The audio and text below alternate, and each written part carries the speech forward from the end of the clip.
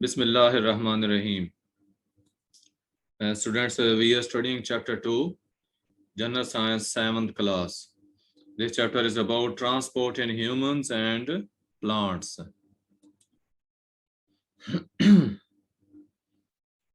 Before starting this lesson, you can ask any questions regarding previous lecture.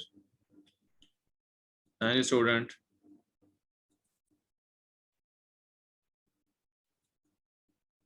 Any student with any question?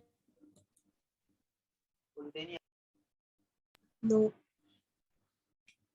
अच्छा चलें ठीक है। आपको बेटा जो वर्कशीट सेंड की गई हैं पिछले चैप्टर के एक्सरसाइज के क्वेश्चन आंसर जो हैं उन सब की वर्कशीट्स भेजी गई हैं। वो याद रखें कि वो आपके टेस्ट की फॉर्म में है।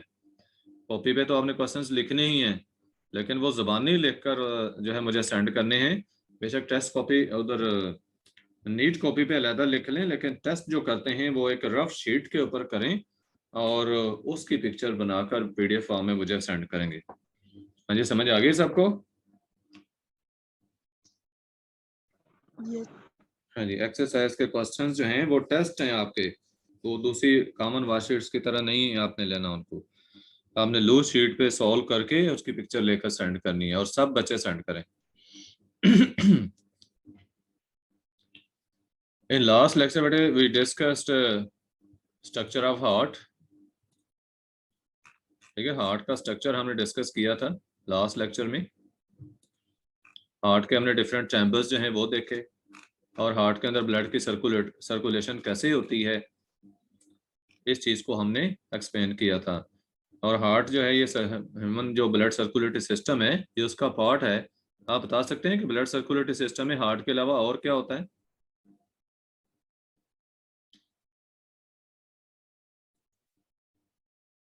Abdullah Tahir, blood circulatory system के पार्ट्स बताएंगे? अब्दुल रहमान नईम,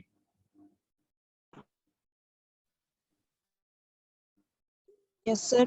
बेटे बताएंगे ह्यूमन सर्कुलेटरी सिस्टम जो है ब्लड सर्कुलेटरी सिस्टम इसके कितने पार्ट्स होते हैं?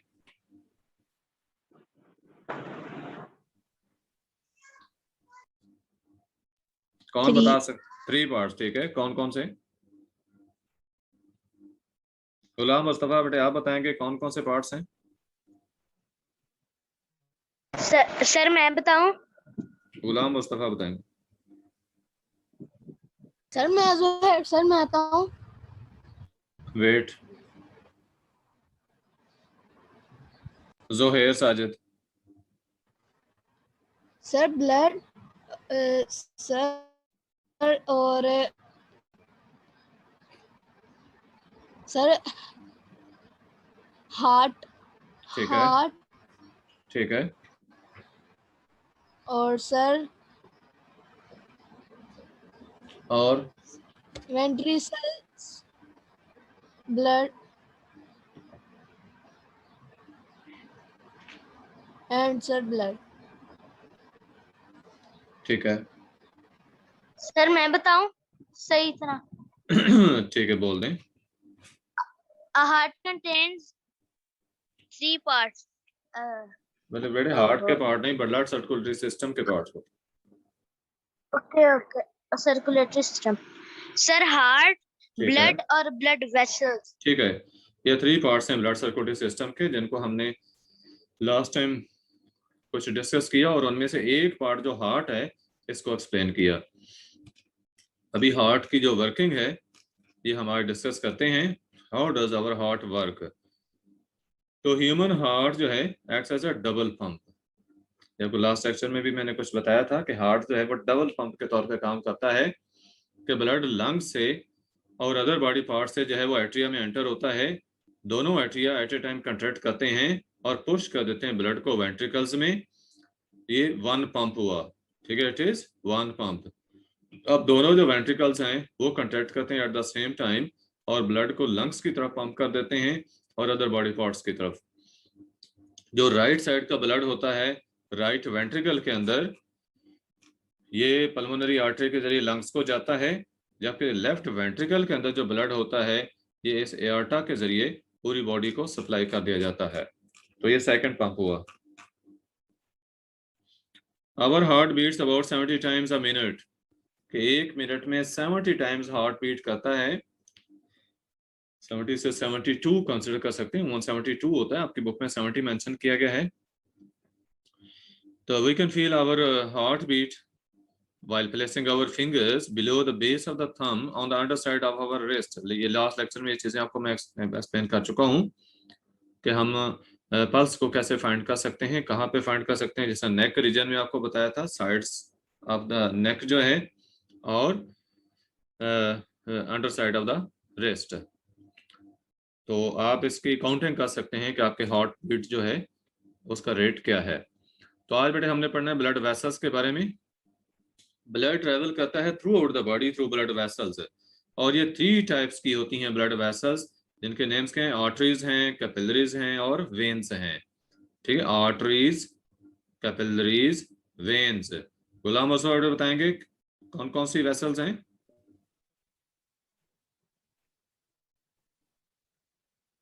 सर मैं बताऊं? एक मिनट, गुलाम मुस्तफा का क्या मसला है? गुलाम मुस्तफा आवाज नहीं आ रही बेटे आपकी। सर उसका माइक इशू होएगा। ओके मंसूर बेटे आप बताएं। सर आर्टरीज, कैपिलियर्स, कैपिलरीज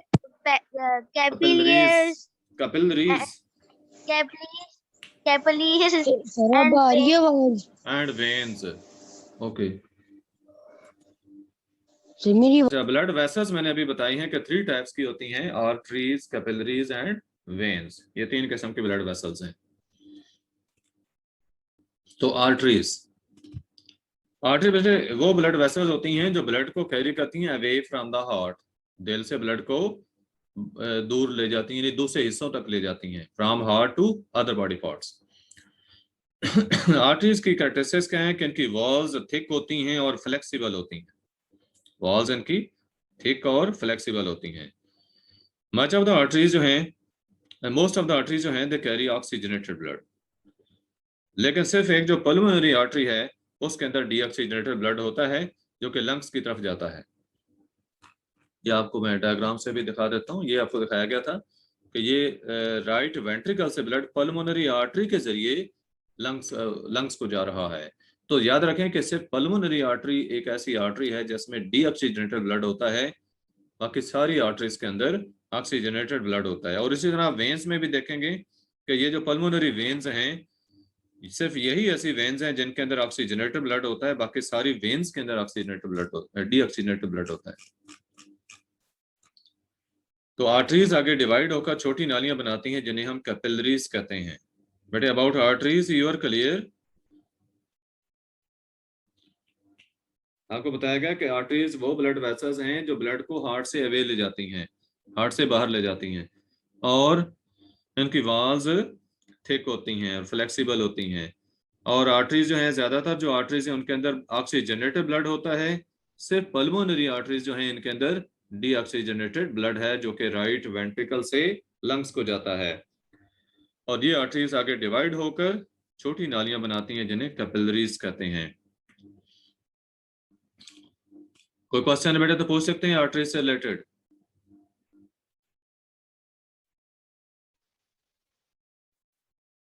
सर हाँ जी, कैपिलरीज कैपिलरीज का वो वर्क क्या होता है? बेटे कैपिलरीज जो अभी मैं डिस्कस करने लगा हूँ, कैपिलरीज का काम होता है exchange of substances between blood and body cells. Body के सेल्स यानी टिश्यूज और ब्लड के दरमियान जो सब्सटेंसेस का एक्सचेंज है, गैसों का एक्सचेंज है, जैसे कार्बन डाइऑक्साइड होगी, ऑक्सीजन है, या फूड न्यूट्रिएंट्स जो हैं, वो भी कैपिलरीज के लेवल पे ही टिश्यूज के अंदर पहुंचते हैं। तो ये कैपिलरीज का काम है। आर्टरीज मैंने अभी डिस्कस की हैं, जो मैं एक्सप्लेन कर लूं उसका क्वेश्चन पूछे ना। कैपिलरीज जो हैं ये स्मॉलेस्ट ब्लड वेसल्स हैं, सबसे छोटी ब्लड वेसल्स पूछा जाए तो आपने बताना है कैपिलरीज होती हैं। ये इस कदर छोटी है तो बेटे इतना स्मॉल साइज इनका होता है कि जो रेड ब्लड सेल्स होते हैं वो सिर्फ एक सेल एट ए टाइम इनके अंदर से पास हो सकता है। यानी इतना इनका साइज जो है वो बारीक होता है कि एट ए टाइम सिर्फ एक सेल जो है वो कैपिलरी में से पास हो सकता है। आपको मैं इधर डायग्राम से दिखा देता हूँ। पहले आपको यहाँ पे शो किया गया था ब्लड वेसल जो है,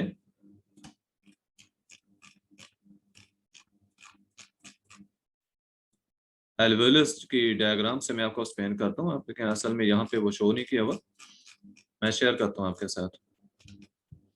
जैसे आपको पता चलेगा कि जो ब्लड वेसल्स हैं, कैपिलरीज जो हैं, तो इनका साइज कितना कम होता है। हाँ जी, देख सकते हैं डायग्राम में आप। ये बेटे ब्लड कैपिलरी है इस वक्त जो आप देख रहे हैं, ये वाली, ये ब्लड कैपिलरी है जिसके साथ ब्लू एरो लगा हुआ है। ये एक कैपिलरी है, ठीक है, जिसको एल्वेलस के बाहर शो किया गया है। इसमें आप देखें ये सेल्स जो जा रहे हैं ये रेड ब्लड सेल्स हैं। तो आप देख सकते हैं कि एक cell at a time pass हो सकता है। कहीं से आप देख रहे हैं कि दो सेल जो है वो एट ए टाइम नहीं गुजर रहे, क्योंकि इसका साइज ही बहुत बारीक होता है। इतना बारीक है कि रेड ब्लड सेल्स कैसे पास हो रहे हैं, एक cell at a time pass हो रहा है। बेटा इस चीज की समझ आ गई आपको साइज के वाले से? जी सर आ गई। Okay yes sir. ओके, ये आपको जो बताया गया ना यहाँ पे कि ये इसका जो स्मॉल साइज होता है कि ब्लड सेल्स जो होते हैं एट ए टाइम सिर्फ एक सेल ही पास हो सकता है इनके अंदर से। तो food and oxygen from the blood of capillaries जो है diffuse into the cells. Mansoor बेटे जो काम पूछ रहे थे कि कैपिलरीज का काम क्या है, तो ये देखें आपका मेंशन किया कि खुराक और ऑक्सीजन जो है वो जो कैपिलरीज के अंदर ब्लड मौजूद होता है, इस ब्लड से खुराक और ऑक्सीजन सेल्स को डिफ्यूज कर जाती है, कैपिलरीज की दीवारों से निकलकर सेल्स को पहुंच जाती है। और सेल्स के अंदर इसी खुराक और ऑक्सीजन के दरमियान जो है वो रिएक्शन होता है, जिसके रिजल्ट में कार्बन डाइऑक्साइड, वाटर और एनर्जी रिलीज होती है। ठीक है, कार्बन डाइऑक्साइड और वाटर प्रोड्यूस होते हैं, साथ एनर्जी रिलीज होती है, जो रेस्पिरेशन की इक्वेशन में आप देख चुके हैं। Smallest blood vessels in the हाँ बॉडी है ना? बिल्कुल बिल्कुल, बॉडी में सबसे छोटी ब्लड वेसल्स कैपिलरीज हैं। Waste materials and carbon dioxide from the cells जो है diffuse into the blood of capillaries. ठीक है, ये दूसरा काम इनका क्या बताया कि सेल्स के अंदर, टिश्यूज के अंदर जो वेस्ट मटेरियल बनते हैं, कार्बन डाइऑक्साइड वगैरह बनती है, तो वो भी इन्हीं कैपिलरीज के अंदर डिफ्यूज कर जाती है। कैपिलरीज जो हैं they again join to form larger blood vessels called veins. Capillaries खुद कैसे बनी थी? आर्टरीज से। और कैपिलरीज आप बाद में आपस में मिलकर बनाते क्या हैं? वेन्स। ये आप देखें कि ये आर्टरी है, आर्टरी से ये कैपिलरीज बनी है, उसके बाद कैपिलरीज आपस में मिलकर वेन बना रही हैं, ये वेन बनी आगे। ठीक है, ये सारी कैपिलरीज हैं इधर, और कैपिलरीज आपस में मिल रही हैं तो वेन बना रही हैं। और खुद कैसे बनी थी? आर्टरी से। Third type of blood vessel जो है वो वेन्स हैं। Veins are those blood vessels that bring blood back to the heart. तो आर्टरी और वेन में फर्क पता चल गया ना, कि veins carry, arteries carry blood away from the heart while veins carry blood back to the heart. Most of the veins जो हैं दे ब्रिंग और deoxygenated blood back to the heart. अक्सर वेन्स ऐसी हैं जो डीऑक्सीजनेटेड ब्लड जो है heart में वापस ले आती हैं। But pulmonary veins bring oxygenated blood from the lungs to the heart. जो पल्मोनरी वेन्स हैं ये ऑक्सीजनेटेड ब्लड लंग्स से हार्ट को ले आती हैं। आपको शो किया ना मैंने डायग्राम में, अभी दोबारा दिखा देता हूं कि जो उन्होंने ये अभी बताया कि पल्मोनरी वेन्स जो हैं, ये देखें, ये पल्मोनरी वेन्स हैं। पल्मोनरी वेन्स लंग्स से ऑक्सीजनेटेड ब्लड हार्ट में ले आ रही हैं, हार्ट के लेफ्ट एट्रियम के अंदर। और बाकी सारी वेन्स जो हैं वो डीऑक्सीजनेटेड ब्लड कहाँ ले आती हैं? हार्ट के राइट एट्रियम के अंदर। ये देखें, अपर बॉडी पार्ट से ये सुपीरियर वेना केवा, जो कि ऊपर वाली सारी वेन्स के आपस में मिलने से बनती है ये बड़ी वेन। और लोअर बॉडी पार्ट से जितनी भी वेन्स ब्लड कलेक्ट करती हैं वो आपस में मिलकर ये इन्फीरियर वेना केवा बनाती हैं, और ये दोनों नालियां ब्लड को राइट एट्रियम के अंदर डिस्चार्ज कर देती हैं। तो ये ब्लड राइट एट्रियम से कहाँ जाएगा? राइट वेंट्रिकल में। और ये ट्राइकस्पिड वेल होता है जो इसके फ्लो को कंट्रोल करता है। फिर राइट वेंट्रिकल से ब्लड जो है ये पल्मोनरी आर्टरी के जरिए लंग्स को जा रहा है, और ये सेमी ल्यूनर वेल यहाँ पे होता है जो इस फ्लो को कंट्रोल करेगा। उसके बाद लंग से जो ब्लड आता है पल्मोनरी आर्टरीज के जरिए वो लेफ्ट एट्रियम के अंदर आता है, और लेफ्ट एट्रियम से लेफ्ट वेंट्रिकल को जा रहा है इस वेल के जरिए जो कि बाइकस्पिड वेल है, इस फ्लो को वन वे फ्लो को कंट्रोल करेगा। फिर लेफ्ट वेंट्रिकल से ब्लड इधर जा रहा है एआर्टा में, जो कि बड़ी नाली है, सबसे बड़ी आर्टरी जो है एआर्टा, उसके अंदर जा रहा है, और यहाँ भी वेल है सेमी ल्यूनर वेल यहाँ भी होता है, जो इधर वन वे फ्लो जो ब्लड का है वेंट्रिकल से एआर्टा की तरफ उसको कंट्रोल करता है। तो ये बेटे ब्लड वेसल्स आपको मैंने तीनों किस्म के एक्सप्लेन किए हैं। आपका कोई क्वेश्चन है तो पूछ सकते हैं। Any student with any question?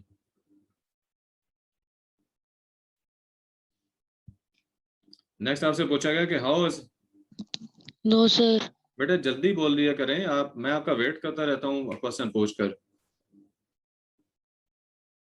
How is the structure of capillaries related to their function?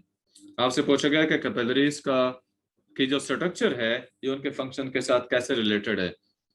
तो आपको मैं जैसा डायग्राम दूसरी जो एल्वेलस की थी उसकी डायग्राम शेयर करके भी बता चुका हूँ।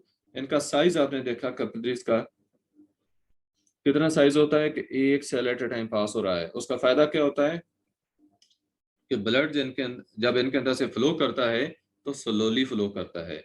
जब स्लो फ्लो ब्लड का होता है तो मैक्सिमम ऑक्सीजन ब्लड के अंदर पास हो जाती है लंग्स से। इसी तरह जब ब्लड सेल्स के लेवल पे टिश्यूज में से पास हो रहा होता है तो वहां टिश्यूज को ऑक्सीजन और खुराक जो है वो ज्यादा से ज्यादा डिफ्यूज कर जाती है, और टिश्यूज से जो वेस्ट मटेरियल है या कार्बन डाइऑक्साइड वगैरह जो है या सरप्लस वाटर जो भी है तो वो इजीली और ज्यादा से ज्यादा उसकी डिफ्यूजन ब्लड के अंदर हो जाती है। फिर उसके बाद इसके स्ट्रक्चर में आपने देखा कि इसकी जो वॉल होती है वो वन साइड थिक होती है, बहुत बारीक दीवारें होती हैं। और बहुत बारीक दीवारों का क्या फायदा है, अगेन मैं आपको डायग्राम से शो कर देता हूँ। ये देखें, इसकी दीवारें आप देख सकते हैं कि दीवारों में सिर्फ एक एक सेल शो किया गया। ये देखें एक सेल, फिर आगे ये दूसरा सेल, तीसरा सेल, चौथा। तो ये सेल्स के हैं, सेल एक दूसरे के साथ कनेक्टेड हैं, तो एट ए टाइम आप थिकनेस में एक सेल देख रहे हैं। तो इस वन साइड इधर अंदर वाली साइड से भी देखें, ये असल में जो कैपिलरी है उसको काट कर दिखाया गया है, लंबाई के रुख उसको काट कर दिखाया गया है, उसकी दोनों बाउंड्रीज आपको नजर आ रही हैं। तो वन साइड थिक इसकी थिकनेस का फायदा क्या है कि अब्जॉर्प्शन जो है वो इजीली हो जाती है। ऑक्सीजन या खुराक की जो इसमें डिफ्यूजन है तो ज्यादा डिस्टेंस नहीं ट्रैवल करना पड़ता फूड सब्सटेंसेस को या ऑक्सीजन को या कार्बन डाइऑक्साइड जो इसमें आती है। ये इसका एडवांटेज है थिकनेस के कम होने का। आगे आपको एक एक्टिविटी शो की गई है। इस एक्टिविटी के अंदर बेटे आपने ये करना है कि ये देखें, ये रेस्ट वाली पोजीशन आपको शो की गई है, ये सर्कल के अंदर जहाँ पे उंगलियां रखी हैं इसने। तो इस जगह से आप राइट हैंड से चेक करना चाहें या लेफ्ट से चेक करना चाहें, दोनों से चेक कर सकते हैं। तो आपने क्या करना है, पल्स आपने चेक करनी है, पल्स को नोट करना है। आपने 15 सेकंड 15 सेकंड्स के अंदर काउंट करनी है नंबर ऑफ पल्सेस कि 15 सेकंड में कितनी पल्सेस हुई हैं।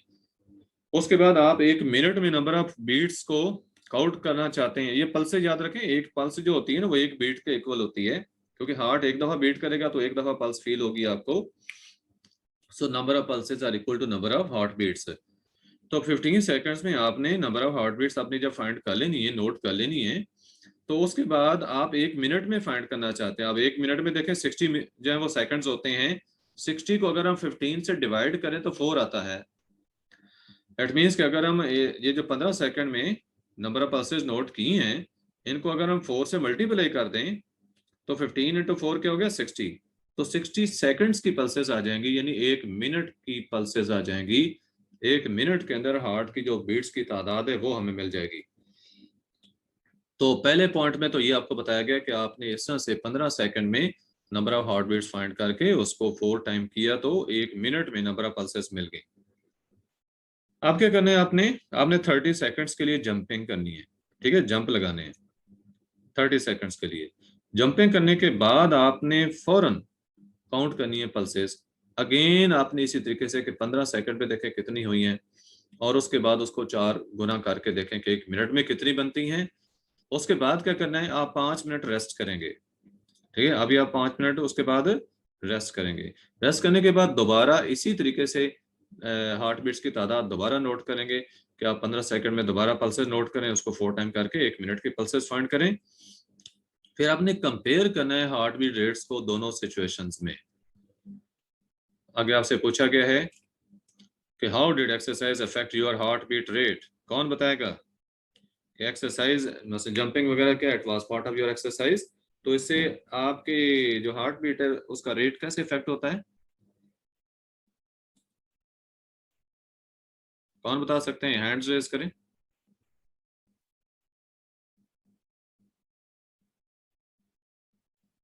हाँ जी,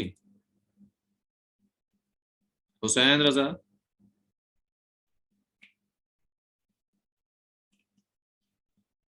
दाऊद,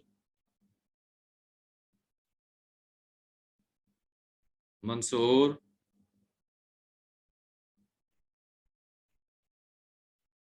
किसी को मालूम नहीं है?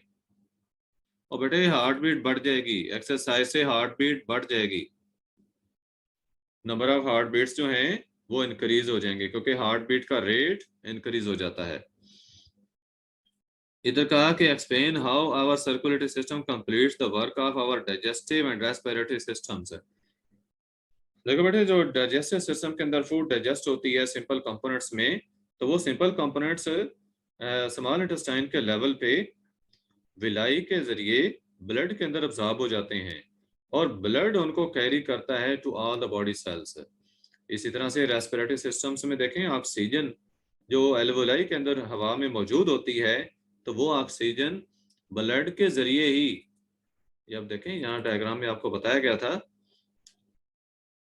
कि ये ऑक्सीजन जो इस हवा के अंदर मौजूद है, जो एल्वोलस में फिल्ड है, तो इस हवा के अंदर मौजूद ऑक्सीजन ब्लड के अंदर डिफ्यूज कर रही है और फिर ब्लड ही इसको कैरी करेगा towards all the body sales. Again ये जो कार्बन डाइऑक्साइड यहाँ पे रिलीज होती है, आप देख रहे हैं एल्वोलस के अंदर, ये ब्लड ही लेकर आया है फ्रॉम बॉडी टिश्यूज। तो ये चीज आपसे यहाँ पूछी गई थी, एक्सप्लेन करना है कि सर्कुलेटरी सिस्टम जो है वो डाइजेस्टिव सिस्टम या रेस्पिरेटरी सिस्टम को कैसे जो वो फैसिलिटेट करता है, उनके काम को कैसे मुकम्मल करता है। उससे बेटे डाइट के बारे में हमने पढ़ना है, डाइट जो कि हमारे सर्कुलेटरी सिस्टम को अफेक्ट कर सकती है। But before starting this topic you can ask any question. Any student with any question?